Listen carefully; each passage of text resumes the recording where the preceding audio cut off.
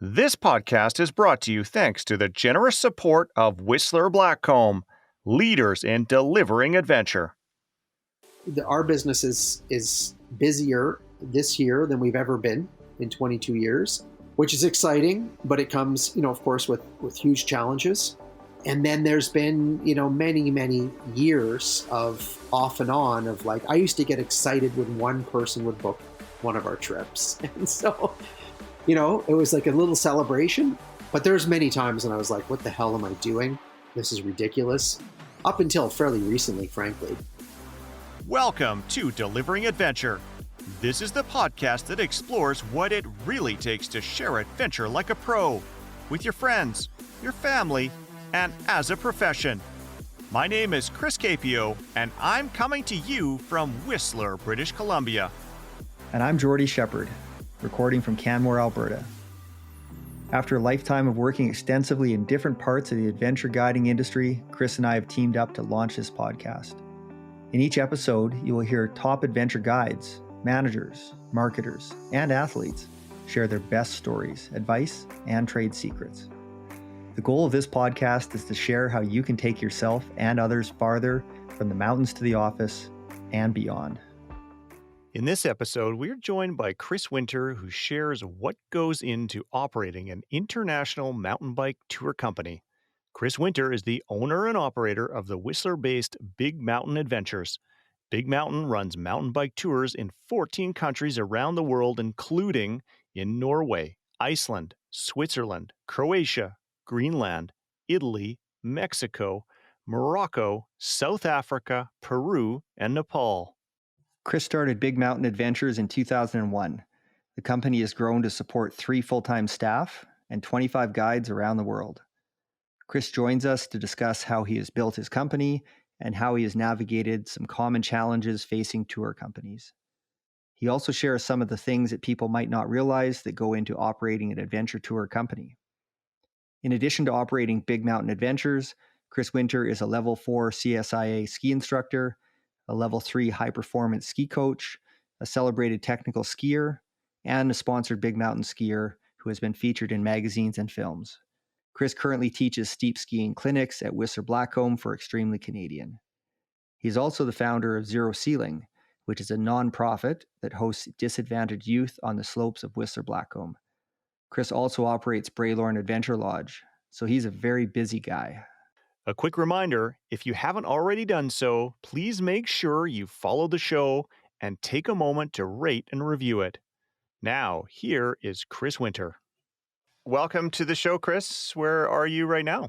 I'm in my home office in Whistler, BC.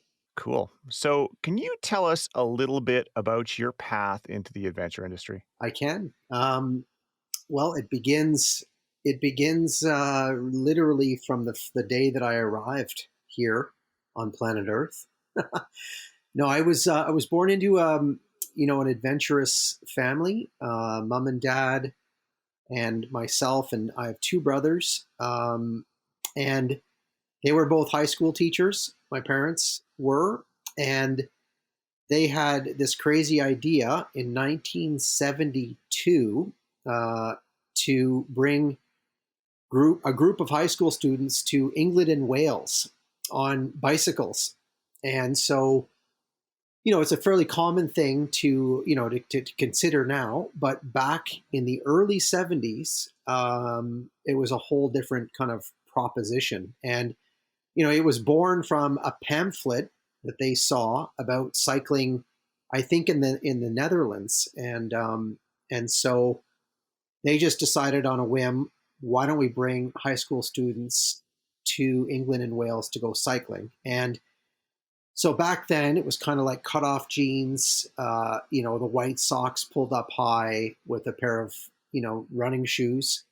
And there was no cycling helmet really at the time back in those days. They had those little leather straps, but the bell helmet wasn't on the scene yet. And anyway, so my parents ran this first trip, and back then, 1972, and then they returned to Canada, and then they started running cycling trips for high school kids in the Canadian Maritimes.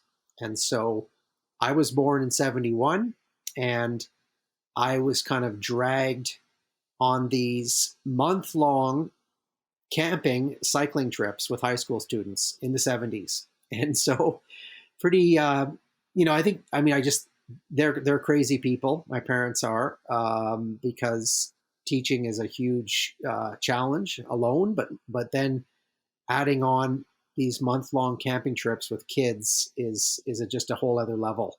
So, Chris, where did you ride when you were a youngster Yeah, then? Like, were you on the no, in the basket? Were you on the back? yeah, good question. So they, in the very beginning, I was just kind of in the sag wagon, or the support vehicle that my mom or dad would have driven, and then I ended up on a tandem with my younger brother behind me on a baby, like a baby seat. And the tandem I was on had custom cranks that came up because my legs weren't long enough to reach down to where, an adult's legs would reach.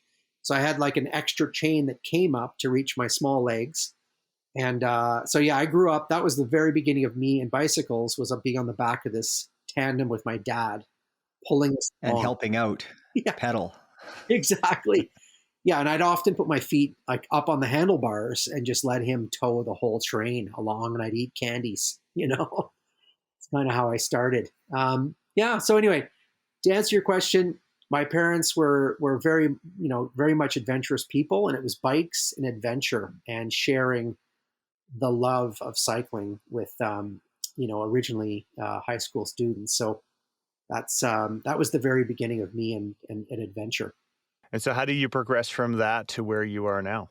Like, what did that Yeah. journey look like? What else have you been Yeah, involved in? well, I'm originally from just outside of Ottawa, a small town, and I'm a ski racer in the winter time, and I came out to Blackcomb for a summer ski camp on the glacier, and then as soon as I, you know, saw what existed here in the West, I was hooked, and I was a high school student, came out to Whistler, and I went back home and I thought, oh my gosh, I am moving there as soon as I possibly can. And that's exactly what I did. And I came straight here out of high school, and I've never left. I've been here the whole time. And so, yeah, so I mean, adventure was kind of ingrained in me ever since day one. And then Whistler is just like, an epicenter for adventure lovers. And I realized quite quickly that I was amongst, fellow adventurous people. And so it was just like off to the races, Yeah, that's where, and which leads me, in a way to today. Awesome. So tell us about your company and now your bike tour company and how that came about and what Yeah. that involves. So, so my mom and dad ran the road cycling tour company for 35 years. And so I was a young man here in Whistler in my 20s, and, getting into entrepreneurial ideas. And I was always on my mom and dad. I was like, I'd love to take over your business. I think I could I could be a good, I could help grow it. And I tried over several years to run road cycling trips under their umbrella, and kind of realized that they were my mom and dad had such a devout following. And by the way, they transitioned from high school students to the public in the 80s. So there were several decades of trips in Europe on road bikes with paying clients. So more of a traditional, road bike holiday in Europe. And so anyway, fast forward to me being here in my 20s in Whistler, and I started working for them, and I started hinting towards taking their business over. And yeah, my mom wouldn't really let go of the reins, and which was totally fine. But I'm quite stubborn and driven. And so and also being Whistler, where, mountain biking is kind of what people do here. So I was a mountain biker. And then, I had this crazy idea of, in 2001 to go to Europe, go to the Alps, and bring some friends from here. And we went over there, to the Valais region of Switzerland. And so, I pivoted and I said to my parents, you know what? It doesn't look like you guys are going to let go of this anytime soon. So I'm going to start my own business and kind of like model it on what they had begun and for mountain bikers. And that was in 2001, 2002. And that was the birth of Big Mountain Bike Adventures. So, what makes Big Mountain Bike Adventures unique? Well, in 2001, 2002, there's no question that the idea of putting your bike on a plane and flying to Europe was just completely, not on people's radar. And it was kind of, it was a far-fetched idea. And so, but I made it happen. We made it happen for many, many years. I'd say the first decade was kind of like, eking out trips that kind of worked. And so, but the market's changed, and there's way more people now that are willing to travel with their bikes. But so over, I think we're 22 years in now, and Big Mountain Bike Adventures, has evolved considerably, and we're actually a viable business now. So when you say viable, like tell us about the extent of your company, where your tours are going, what your tours look Mhm. like. Yeah, well, mountain biking has evolved greatly. Um, bikes back in the early 2000s were, just beyond, I guess, V brakes. And, just so for people that aren't super familiar with mountain biking, V brakes would be a brake that would be, have a cable running through through housing, and when you pull on the brake lever, it would collapse a V type brake system. Whereas now they've got hydraulic disc brakes, dual suspension, and I mean the technology with bicycles or mountain bikes especially is really impressive. So what I'm getting at is bike technology has advanced very rapidly in mountain biking, which is allowing more people to ride mountain bikes comfortably and safely and explore places that they never really would have been able to explore back then. And then, and now we even have e-bikes, which is just like opening up a whole other kind of opportunity for what we're offering. But in summary, the trips that we sell, I'll use Geneva, Switzerland as an example. Like we would meet you at the airport upon arrival, and then we would take you on a 7-night, 8-day adventure, and then drop you off at the airport at the end of the trip.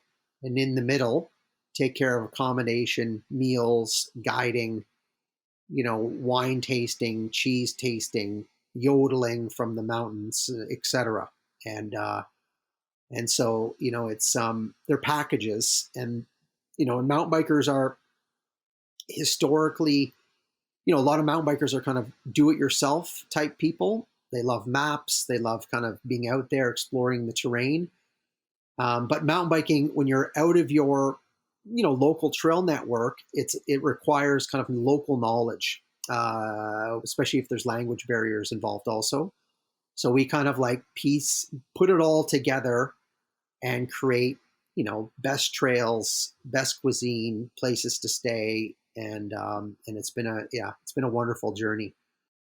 So you're operating your trips around the world. You've got an awesome website, all these beautiful photos. See trips in Morocco and Iceland and Greenland. How long did it take you to build up your business so that you got to the point where you could offer all of these trips? Like where did you start, and how long did it take to get to where Yeah, you are now? it's been an amazing journey. It really has. I mean, to be honest, it's taken up to this morning to build.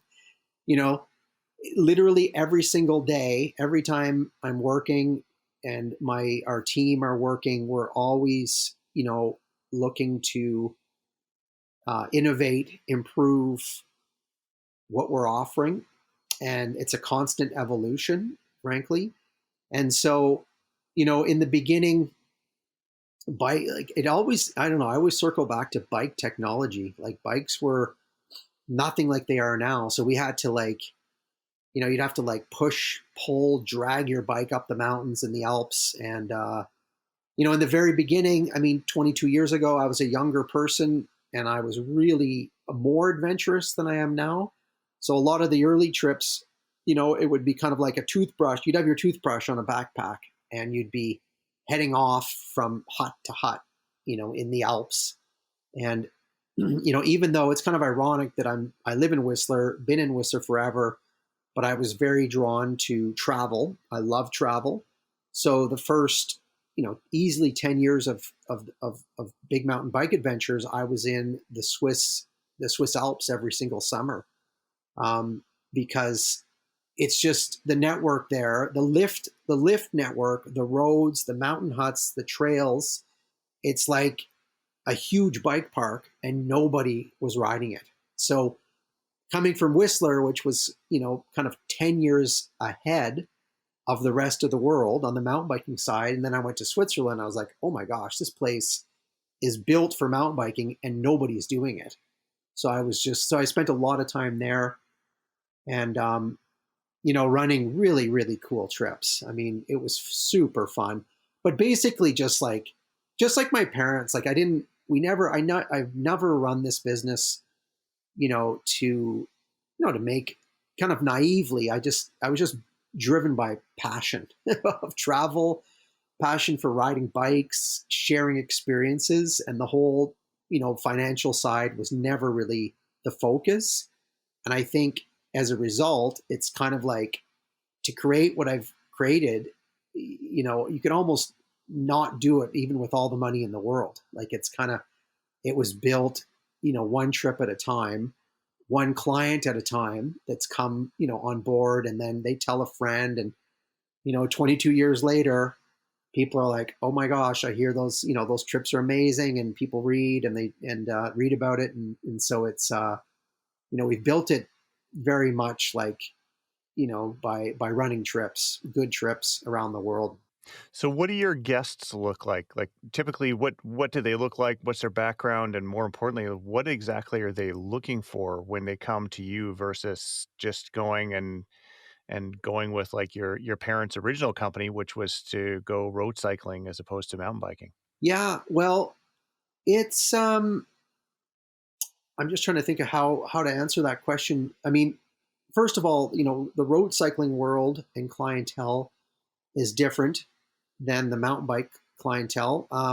This has been a question of mine for forever. Like, is there crossover? Do road cyclists mountain bike and vice versa? And I've concluded that mountain bikers are mountain bikers, road bikers are road bikers. It's kind of like two different camps.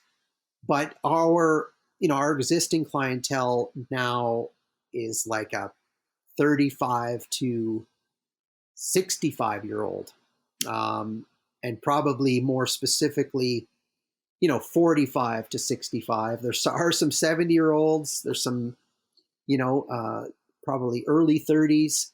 And the cost of a trip overseas with your bike, it's not something that everyone can afford. So it kind of limits a little bit relative to one's, economic spending capabilities for a holiday. But yeah, our clients are mostly, about half from Canada, half from the States, and they're mountain bikers. We don't cater to a newbie person that maybe has never tried the sport. It's kind of like the person that we invite on our trips. They might have four bikes in their garage, and they kind of eat, sleep, and breathe mountain biking. So we create trips for people that love to ride mountain bikes. Yeah, I was going to ask you that. We interviewed Peter Weiland in season one, who was the owner of Rocky Mountain Cycle Tours, and he shared a story of how a lady had arrived on his trip, and she said, "Peter, just to let you know, I've never actually ridden a bike. I've only ever ridden a stationary bike. So I've never actually ridden one out of a house, Yes. essentially. And so he had to go through all of the skills to go through there. And, I guess I'm curious, your trips, they're pretty adventurous and often in remote settings. Do you find people arrive and they don't really have the skills, or do you find that you have a system to be able to get people up to speed with what they need to do? Because if you're in the middle of Morocco and you need to do something that's a little bit more challenging, then Yes. like that, I mean, you can definitely learn on the fly. I call it survival learning, where you're in your survival zone and you just gotta teach people to be able to do what they need to do to survive. Or do all of your people, that's it, they know what they're getting themselves into, they're good to go? Like, how do Yeah, you it's a find really that? good question. The vetting process for these trips, and in the early days, every single person that came on our trips, I would speak to, and it was kind of like an interview of sorts. And my theory's always been that we don't want your money if you don't have what it takes to go on these trips. Thank you very much, but so it's almost like it really would be like an interview, like a red, the red velvet kind of entryway type of thing that we're letting you in. And so, and prior to the internet being what it is today, and bike technology being what it is today, it was really it required some hands-on to make sure that people had the physical ability and also the technical ability. And so, yeah, it would just simply require a phone call and an interview. And interestingly, mountain biking is subjective in terms of like what you consider to be a technical trail. If you're from Boston or if you're from, Canmore, and so, or Whistler or Bend, Oregon, like I might, or you're from Florida, like you're like, oh yeah, mountain biking, it's where I ride's very technical, and it could be like crushed gravel, where for a Whistler person would be like, oh my gosh, that's not even mountain biking. So, and so we had to kind of like, we'd really have to kind of like weave through, everyone's kind of version of what they consider to be technical. And even with our partners that we run these trips with, the Italians, the Napolese, the Peruvians. So it's been interesting, right? You're like, okay, so you're from Bend, Oregon, and you're going to Italy, and I'm talking to the Italian guys. I'm like, okay, no, this is what we want. We want to ride a trail that's this wide, because the Italians, not long ago, it was illegal to ride a trail that was less than 1.5 meters in width. So yeah, so it's been a process, but yeah, the vetting has gotten a lot easier, and we're actually, I'm kind of surprised I haven't done this yet, but we're in the process of creating like POV, point of view videos. So we've all seen those videos of the camera on your head, the GoPro style, of someone going down a trail, but we're going to create those specifically for people that are interested in going to Morocco, or or Peru, or the Italian Alps, and just say, okay, here you go. This is actually what it looks like. So can you do this or not? Um, so we can use video, and of course, there's those profiles that you can see with very precise daily, meters climbed and descended, to help people kind of understand what they're getting into. Yeah, I find that can be a challenge. I was discussing with a couple of people building a backpacking trip and uh, and selling it, and the question that came up, well, what happens if you create this and on day one someone shows up that can't make it all the way? That is the Oh worst case yes, scenario. yeah, yeah, yeah. Well, we've had a few tricky situations for sure.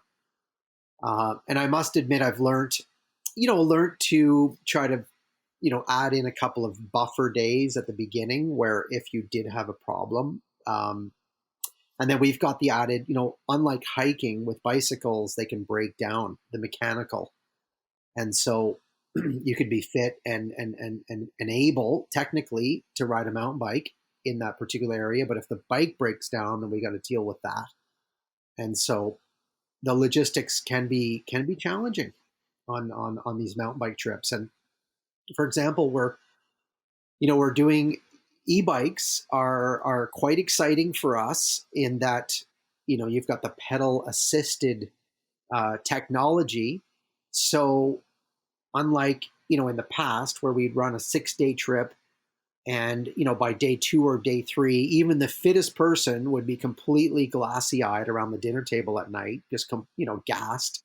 Now you can have more energy because of the e-bike, but but there's another component there, which is making sure the batteries have enough charge in them, where to charge them also. And but we're doing some trips now that are like point to point.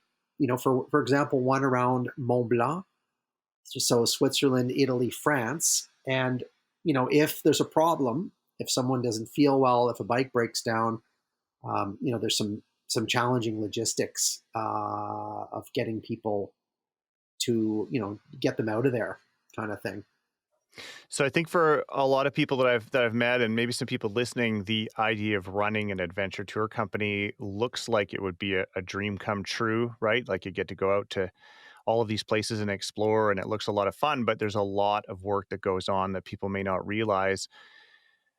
So there's a lot of challenges that are also not obvious. We've discussed a couple. What kind of other challenges have you faced while operating your trips and building your business? I mean, yeah, it is amazing, honestly, running a trip. It's an event, and I think anybody that works in events will tell you that it's just a symphony of details. And we, you cannot plan far enough in advance, and you cannot be too detail oriented in regards to being prepared. And it's almost an hour by hour planning process for that week long trip, in regards to making sure that you're preparing for the possibility of things to go wrong, or challenges to occur. So yeah, it's an amazing amount of work, and even after doing this for 20 years, it's hard to describe exactly where all the time that's required to run the trip properly. But an astronomical amount of work, frankly, to take 7 people or 8 people around the world or to a trip, a destination, and go on a mountain bike trip and make sure that it runs smoothly. I often wonder why people take guided trips. And, when I ask people, it really boils down to often it's about the risk and it's about managing the risk. And so it's keeping people safe, but also making sure that they go and do the things that they wouldn't otherwise know how to Hmm. do or to find that Hmm. experience, right? So if you go to if you go to Mont Blanc, you don't miss that restaurant or you don't miss that great photo op or that place that you needed to go to that you're going to look on social media and see that you're like, oh geez, I was there. Why didn't I go there? And I think what a lot of people don't realize is how long it actually takes to go and find Hmm. those places Yes. and all of and the timing behind all of it to figure out how long it's going to take to get you there or somebody who's faster or slower, and just all of those little details like you're saying. And I had a discussion with a colleague yesterday about the fact, when I started doing full day long, multi-day long trips, I was thinking, wow, I've got all this extra, like I've got this time, I don't have time Yeah. pressure because I've got all day to do a hike and get people from a campground to do a hike to get them back to feed them. Well, actually, I'm on the clock the whole time because if we don't leave by 9, then everything gets delayed. If you're not back by 5, everything gets delayed. And so you're looking at your watch the whole time. And so as a guide and a Hmm. provider, everything is everything is timed out, and there's all these small things Yeah. that you have to Yeah.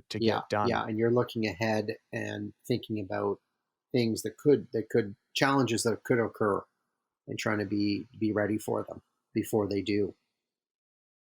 So, do you have any systems in place, things that you have in place, daily, weekly, monthly, annually, to help you manage these challenges and maybe forecast or be prepared? Or Yes, I mean we're a team of four in the office, all remote offices here in BC, and we're just really logistics and definitely sales and marketing, but dissecting the trips and making sure that we're kind of prepared for all of the above, and then we work with with local guides that are based in all the destinations around the world, and so that's been interesting. Obviously, all these different cultures and being sensitive to the intricacies of a guide in Iceland versus a Peruvian guide, Swiss guides, Nepalese, um, and so there's a lot of relationship building and maintaining relationships and having an open mind, to different types of cultures. But it's so far it's worked. But yeah, so to answer your question, Jordy, we do have safety management plans for all our locations, just in case something happened, a safety issue, an injury, a mechanical, and so if somebody needed to be extracted off the mountainside in the Peruvian Andes, or we have a plan in place for that kind of thing. right. And in terms of like, do you do daily meetings when you're on the trip with the folks leading the trip? Yeah, Do you have spare parts that you religiously stock for certain trips? Whether it's e-bike or pedal bike or that sort of yeah. thing. It's every location's different. So in Morocco, like we have a couple of groups going to Morocco this October, and we had actually a group of 12 ladies go from Whistler last fall, and then another group of women are going, which is really cool. And in Morocco, if you had a problem with your bike, you'd almost go to like the blacksmith, um, someone that's able to like heat up the metal and Repair metal, glue metal to metal. so in countries like that, they can kind of, and Nepal would be similar, where they could come to figure it out somehow. And then whereas obviously in Europe it's a whole different, you just need to have a list of bike shops and taxi drivers and connections and be able to figure it out. Right. You don't have somebody melting a pop can over a fire and turning it into a chain link Well, for you. I mean, the bike shops, in some of those developing countries, they're like, they're amazing places. But we've always figured it always works out. It always works out at the end of the day. Yeah, and we historically we've always suggested that people bring their own bikes on our trips, because they're not, they're real mountain biking experiences, and you can't beat having your own bike. If you're and some people are very particular about their bikes, but mountain bikers are really generally, they're very specific about the grips, the reach, and the saddle and the tires and all of these elements. So it's always better to bring your own bike, and that then it's just easier from a guiding perspective, because people are responsible for their own bikes. Well, there's some safety in that too, right? Because then people still could, you know, tire out or something like that, like on a corner, right? Skid out. But if they're using their bike with their rubber and their geometry, they're 100%. probably less likely to have those types of issues, right? Yeah. Because they know the limits of their stickiness and Yes. their abilities on that bike and Yeah. geometry. Yeah. And then there's of course the liability of being on your own bike versus riding a rented bike is Right. All of a sudden the forks break at the crown and Yeah, it's a bit scary. now you got some issues. Yep. Exactly. Dental bills. Yeah. Awesome. So was there ever a moment when you wondered if it was worth it through this whole process? Oh yeah, all the time, all the time. Our business is busier this year than we've ever been in 22 years, which is exciting, but it comes, of course, with huge challenges. Just feeling, staying up at night, being overwhelmed by what's to come.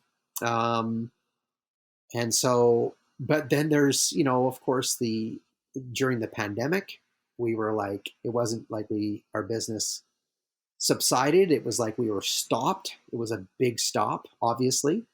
Um, and then there's been, many, many years of off and on of like, I used to get excited when one person would book one of our trips. And so, it was like a little celebration. But there's many times when I was like, what the hell am I doing? This is ridiculous. And up until fairly recently, frankly. And so, yeah, but the highs far outweigh the lows, in terms of like making this thing a sustainable business. Right. And there was absolutely no money to pay any bills, at home. And I have a wife and 2 kids and a mortgage. So it's pretty amazing that I've actually kept it afloat, to be honest, and arrived here today to speak with you guys. So you talked about highs and lows there. So can you give us one of your highest highs and one of your lowest lows? Well, yeah, I mean, the highs are always easy to come. I'm I think I'm an optimist. I generally have a good time in life. Um, and I've always been, I love adventurous trips. These are not trips that, people would buy necessarily, but I've set out to do, some big point to point trips, in Europe. And, one time we rode from Briançon, which is the southern French Alps, just south of the big mountains, all the way to Nice, so the Mediterranean. And it's a trail called the GR5. It's a famous point-to-point trail in France. And I don't know if it had been done necessarily, but I had some French friends that were guides. They helped me piece it together. And this would have been before, all the technology that we have today, where you can kind of easily, you could look this up today and put it on your phone and head off tomorrow and go do it. But back then I had a stack of maps, like, 4 inches thick, and I had it out with some crazy friends of mine. Anyway, we pedaled. There were no e-bikes at the time, but it was like uphill out of Briançon, and it was like downhill to Nice. In between, it was up and down the whole way, like a crazy amount of exercise. And, just for me, to this day, one of the harder trips I've ever done. And I just remember, all of us on the beach in Nice, just shaking our heads, going, "Holy smokes, that was a lot of, an accomplishment." And you pulled it off. Yeah, we pulled it off. So, that's definitely stands out for me. And I think these trips, all of these trips that we've been running for so long, it's always about the people. The destination, the experiences on a mountain bike, the hot, like hollering down the perfect single track in the Dolomites or wherever it might be. It comes down to the people you're with and sharing it with them. And so it's really, it's been about some special people that I've got to share trips with. And personally, I love the trips where you have to like dig deep and have the grit to kind of make it.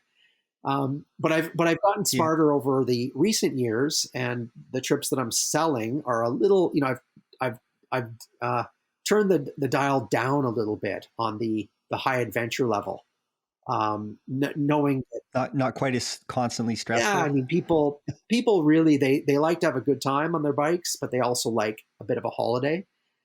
But my tendency is to be kind of high level on adventure and physical challenge. And those to me are the best trips. Yeah. And how about a low? Yeah. My What's a bottom of the barrel gosh, story? it's crazy to say. I mean, gosh, I'm so proud to say we've barely had, you know, we haven't really had a bad injury on our trips. And that would be, it really, I take it personally. I really do. If somebody gets hurt, and that's my ultimate number one goal, honestly, with our trips, is each rider's safety. And so, I mean, knock on wood, that's kind of like what we strive for every single trip, is that people finish the trip in good health. And so, honestly, I mean, I can remember being in a cave in South Africa in like a hailstorm, but it was tough. But my gosh, it's memorable. In Morocco in the Atlas Mountains, we were going up, into the high mountains with our bikes strapped to mules, and it was snowing, and we were freezing. But yet again, those are the things that really stick. Um, and then, where else? I mean, there's been a few hard times, but they're Have there always. been any washout weeks in terms of weather where it was just you just get caught in that rain cycle and it's just mud fest? Or Yeah, we've had crazy mud, of course. In the old days, when I say the old days, we used to, when I ran trips in Switzerland personally, we had always had big snowfalls in August, but it would melt 48 hours later. And we would just be laughing our butts off because we were like, shredding powder and Zermatt on our mountain bikes in the high alpine. So I don't know, like, to be honest, it's just been, I can't even think of any real ultimate lows, and I think it I just got to say one side, thing here about mountain bikers in general are people that are used to falling down. And, it's kind of the nature of the sport. And if you are learning to mountain bike, you've drawn blood from your legs, you've fallen down, you know that not everything is going to be perfect. And so, you've been out of breath a yeah, lot. yeah. And I think, exactly. Yeah. You feel like your heart's going to explode, you know? Yeah. And I find, so I think, the trips that we run for people that know the sport of mountain biking, generally people, like, they just take the challenges along with the highs and the lows, and it all at the end of the day or end of the trip, it becomes one of those experience, it's like, yeah, it's an experience that sometimes you'll never forget, the trips that we run. And yeah, on that note, I mean, we we've literally, we're starting to get people come back to us 15 years later saying, to this day, that trip we did was one of my favorite experiences. So it Well, that's amazing. feels really good. Yeah.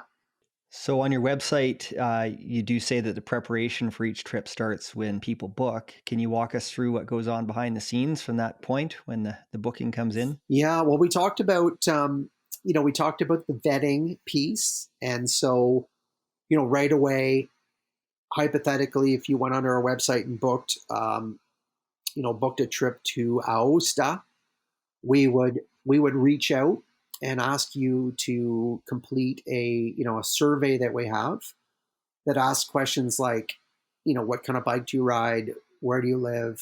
What types of trails do you ride? How many times a week do you ride? How long have you been riding, etc., to try to create like a bit of a profile on you, to make sure that you've got the physical ability and the technical ability to make it happen. And then, we would then introduce you to the other participants in the trip. And then because one of the highlights of these trips is, before you even leave for Croatia, it's the preparation prior to your departure, getting in shape, getting excited. and just, the dreaming that occurs before you even get on the plane. So, yeah, and what we really, really try to do is make sure that you're super prepared so that once you get off the plane and you start riding and you're on the trip, you're like, you're ready to go.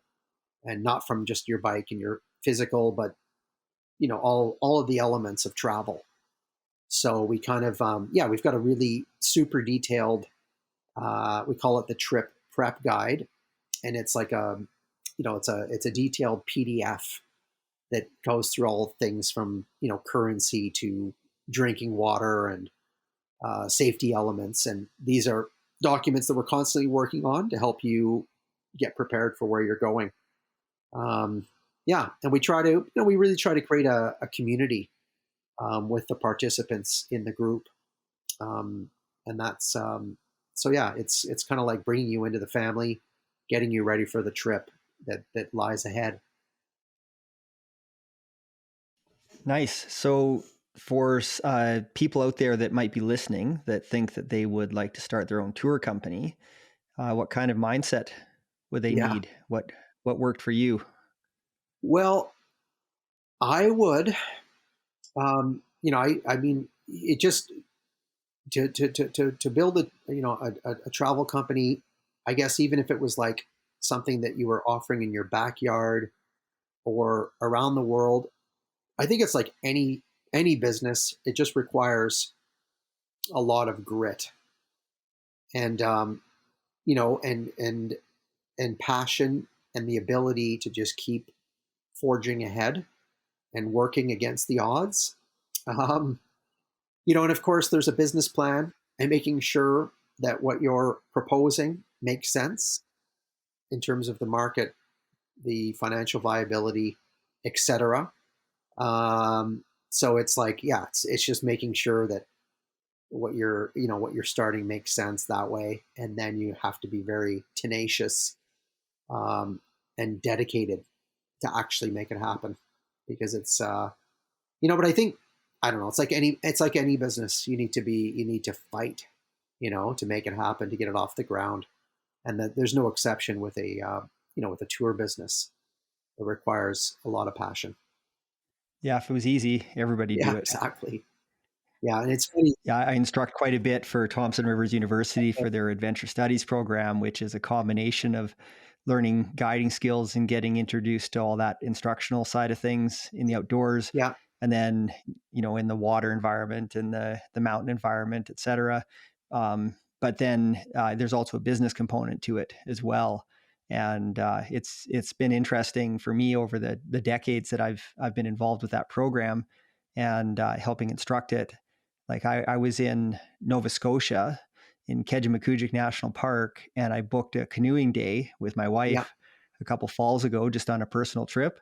And it was a past student from Thompson Rivers University who's been running the concession there for the canoe rentals for the last over 10 years. okay, And it was just great to see, like he's happy, him and his partner, and they're running a successful business, and they operate seasonally, so they get to take time off, and they're in such a beautiful part of the world. And I essentially got, he delivered adventure to me after I'd well, been that's delivering cool. adventure to him. Yeah, Yeah, the tables had turned. It was awesome. full circle. That's really cool. Yeah, I mean the reality of the glamour of my life running this business is I'm staring at my computer. Like I could be on my computer 80 hours a week, and my kids are like, they see me working as much as I do, and they're like, "Ooh, I don't think I want to do what you do, Dad." But yeah, because the reality is the reality is it's a lot of work. But More mouse clicking than pedaling. yeah, yeah, yeah. Well, and then of course I do get to spend time on all these great destinations around the world, which is when I get the kind of payback, I guess. Yeah, for Yeah. sure. Well, thanks so much for being on the show. It's been great to have you elaborate on your experiences and the highs and the lows of it all. And it sounds like mostly it's been high. So carry on doing what you're Well, doing. thank you very much, and thanks for the opportunity to share what I do. I really appreciate it. If you would like to find out more about Big Mountain Adventures, you can visit ridebig.com. We have posted the link in our show notes. We have posted a link to the Braylorn Adventure Lodge with which Chris. If you would like to find out more about Big Mountain Adventures, you can visit ridebig.com. We have posted the link in our show notes. We have posted a link to Braylorn Adventure Lodge, which Chris also operates, as well as Zero Ceiling, which Chris has also been heavily involved in. Our thanks goes to Chris Winter for joining us today. He will be back with us again later this season to discuss how we can design better adventure experiences. If you haven't already done so, make sure you click the follow button in your podcast player or subscribe to our YouTube channel so that you don't miss out on future episodes. Thank you so much for listening.